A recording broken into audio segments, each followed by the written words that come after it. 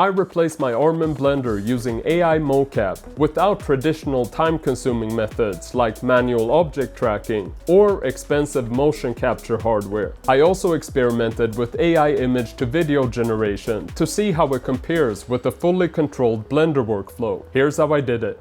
For this project, I'm using QuickMagic AI. New users can get up to 70 extra V-coins by following the link in the description. In QuickMagic, choose AI Mocap and upload your footage. I choose the Mixamo output format for Blender. If you want to learn how to read characters with QuickMagic, you can check out my other video. Physical optimization lets you balance motion fidelity and stability. Since the shot only includes my upper body, I prioritize motion fidelity. I analyze only the upper body and hands because the lower body never appears. I use the first keyframe as a T-pose. This gives me a clean reference for aligning and building objects in Blender. Then I match the frame rate to the original footage. I don't need in-place motion for this upper body clip. Give the project a title, then generate the animation.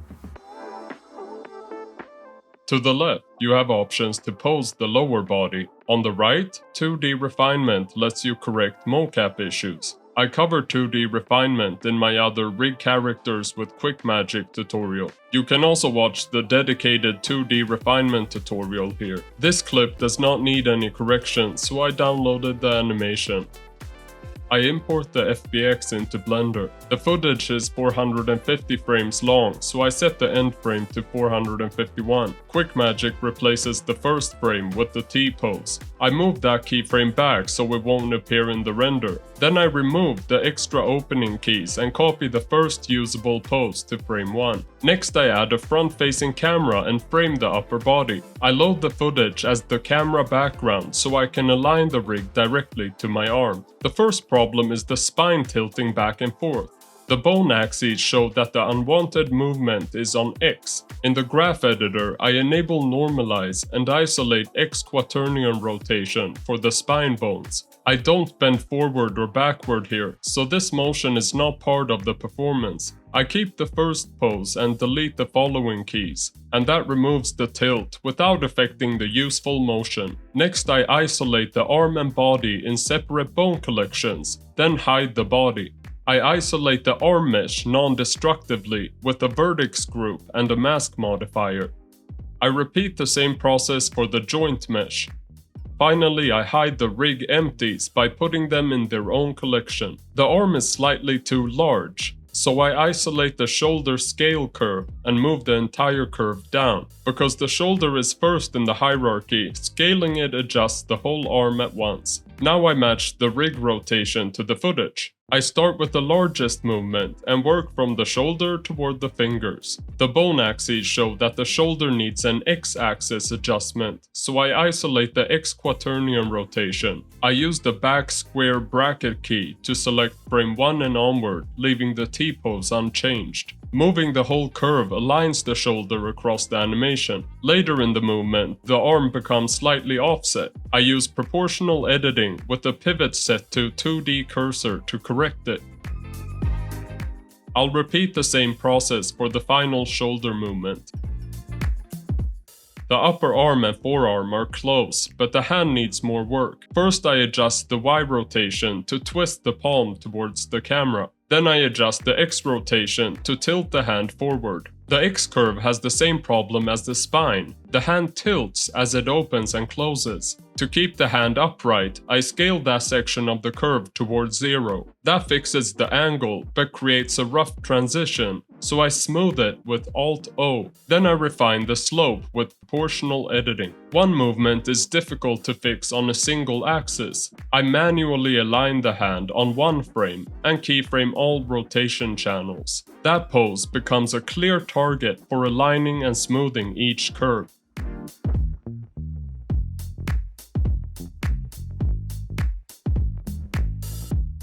Next, the fingers intersect the palm when the hand closes. I select the fingers except for the thumb and isolate their X rotation curves. They look correct while extended, so I only adjust the closed sections. I move the T-pose keys aside, select those sections, and rotate the fingers out with proportional editing. Finally, I refine each finger individually. For the thumb, I start with Y rotation. I move the whole curve, then correct individual segments with proportional editing. Then I smooth the transitions with Alt-O.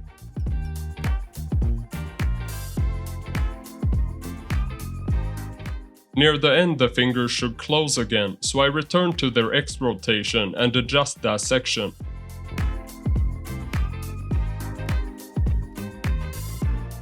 A short thumb jitter remains, so I reveal all rotation curves and smooth that area. Finally, I make one more Y rotation adjustment to improve the finger alignment. I'm quite happy with this result, so I move the T-pose keyframes back to frame 0. At this point, you might be thinking this is a lot of work, but manually tracking the arm and animating each part would take even longer. A motion capture suit could make it easier, but professional systems can cost thousands of dollars. AI Mocap gives us a much quicker and cheaper way to achieve a similar result. Now let's start building the arm mesh and compositing it with the real footage. I'll start by creating the upper arm shell, the main piece used to integrate the robot arm with the footage. At the T-pose, I build a rounded shell from a cube. A low poly cylinder would also work. I shape it around the upper arm and add a wider loop through the middle. Then I add a subdivision surface modifier. I pull the center inward on the x-axis so the upper arm doesn't collide with the forearm when it bends. Then I remove the original upper arm mesh from the mask modifier to clear it from view. I add thickness with the solidify modifier. Then parent the shell to the upper arm bone so it follows the mocap. If the camera background turns pink, just reload it in the object data properties. The shell silhouette has to match the arm throughout the shot. To make that easier, I apply the modifiers and split it down the middle. I fill the open ends with faces and add the same bevel and subdivision setup to both halves. I don't want to animate the shell objects directly, so I'll create control bones instead. The rig is offset in edit mode because the Mixamo rest pose differs from the QuickMagic T-pose. I continue with the offset because the objects already match the T-pose. I duplicate the upper arm bone to both sides of the shell and reparent the copies to the upper arm bone with keep offset. Then I rename everything and parent each half of the shell to its matching control bone. Quaternion mode has an extra rotation axis I don't need, so I switch these bones to XYZ Euler. Next I have the bone widget add-on, which you can install from extensions. Then I use it to create custom shapes for the control bones. This makes the controls easier to select and more intuitive. Next, I add a limit location constraint. I lock Y and Z in local space and enable effect transform. Now each control only moves along local X. I enable auto keying so each shell adjustment is keyframed automatically. I add the location channel that I'm gonna be keyframing to a keying set and enable only active keying set.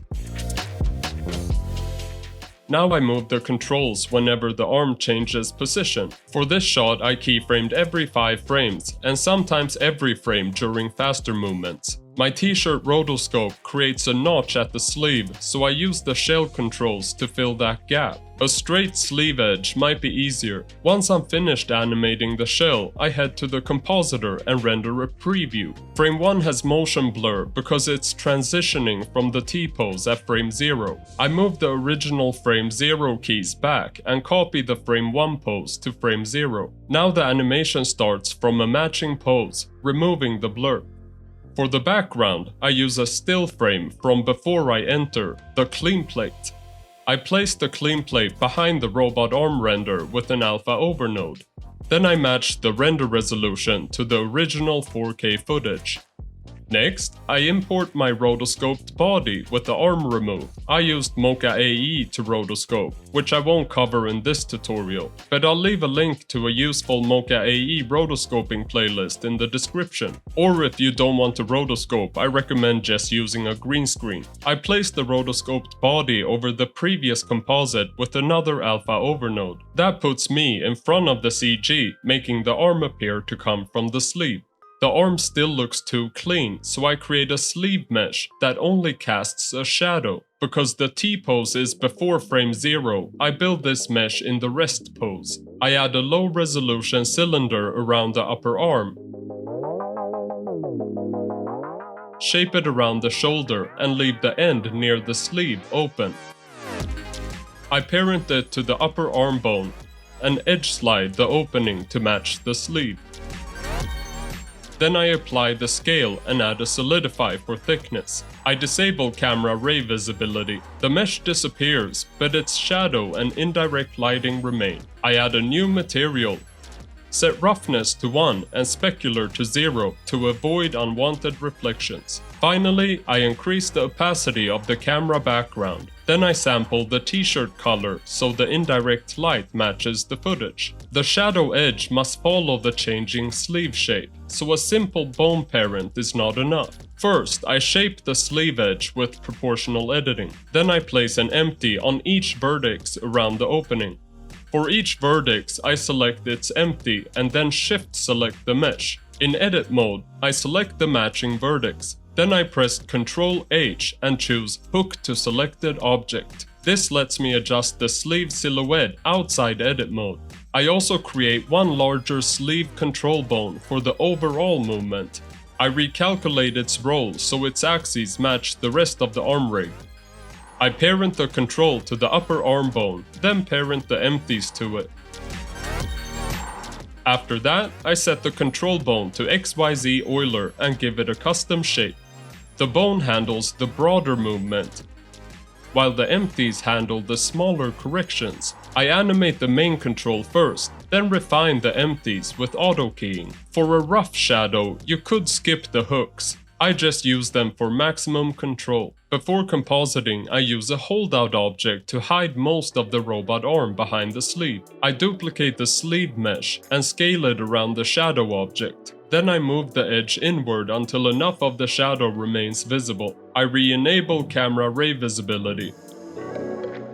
You can make it a holdout object by enabling holdout under visibility, or enable the holdout filter in the outliner and turn it on for the sleeve holdout collection. The holdout removes most of the unwanted shell and the rotoscoped body hides the rest.